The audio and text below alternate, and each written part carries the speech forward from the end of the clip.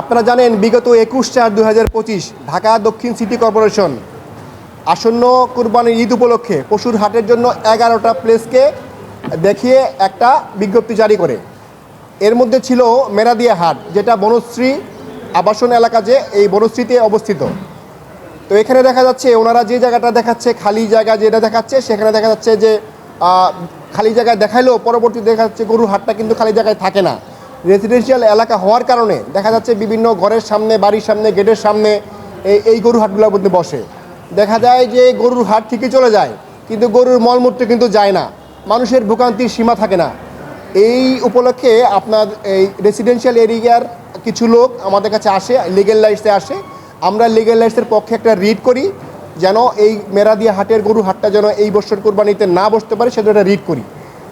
সেই রিটের প্রেক্ষিতে মাননীয় বিচারপতি কাজী জিনাত হক এবং মাননীয় বিচারপতি আইনুন নাহার সিদ্দিকা, ওনাদের দ্বৈত বেঞ্চ একটি রুল ইস্যু করে, এই যে মেরাদিয়া হাট কেন অবৈধ ঘোষণা করা হবে না, এবং এই যে বিজ্ঞপ্তিটা সেটাকে 3 মাসের জন্য স্টে করে দেয়।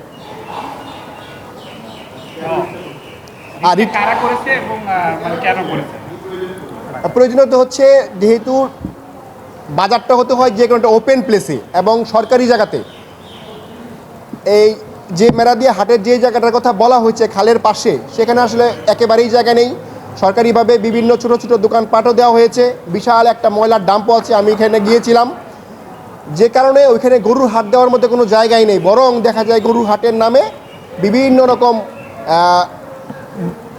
রেসিডেন্সিয়াল যে বিল্ডিংগুলো, হাইরাইজ বিল্ডিংগুলো, এগুলোর কিন্তু একদম গেটে চলে যায়, গেট পর্যন্ত চলে যায়, মানুষের হাঁটা চলা হয় না। ইভেন কি ধরেন কোনো কারণে যদি রেসিডেন্সিয়াল এরিয়াতে কেউ যদি অসুস্থ হয়ে যায়, তাকে যদি অ্যাম্বুলেন্সে করে কোনো জায়গায় হাসপাতালে নেওয়া দরকার পড়ে, এটা কিন্তু একেবারেই সম্ভব হবে না। বিকজ গরু তো আর আপনি যখন তখন সরাই ফেলতে পারবেন না, গরু তো হর্ন বোঝে না, আর রশিদে বাধা থাকে। যে কারণে এটা আমাদের কাছে মনে হয়েছে যে অবশ্যই মেরাদিয়া হাটটা এইরকম একটা রেসিডেন্সিয়াল এরিয়াতে হওয়া উচিত না বলে আমাদের কাছে মনে হয়েছে। যে কারণে ওনাদের এই মানুষের ভোগান্তি কমানোর জন্য এবং জন দুর্ভোগ কমানোর জন্য আমরা এই রিটটা মহামান্য হাইকোর্টে দায়ের করি।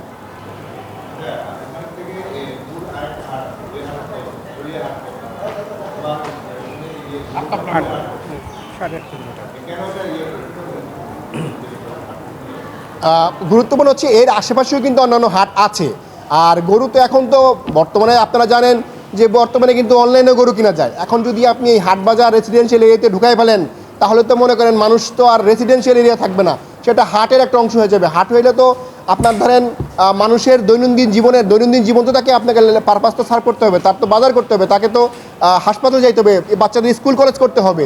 তা আপনি যদি ঘরের সামনে আপনি গরু বেঁধে রাখেন, তাহলে আমি কীভাবে স্কুলে যাব, কীভাবে আমি হাসপাতালে যাব? আপনার দৈনন্দিন জীবন তো চরমভাবে বিঘ্নিত হয়।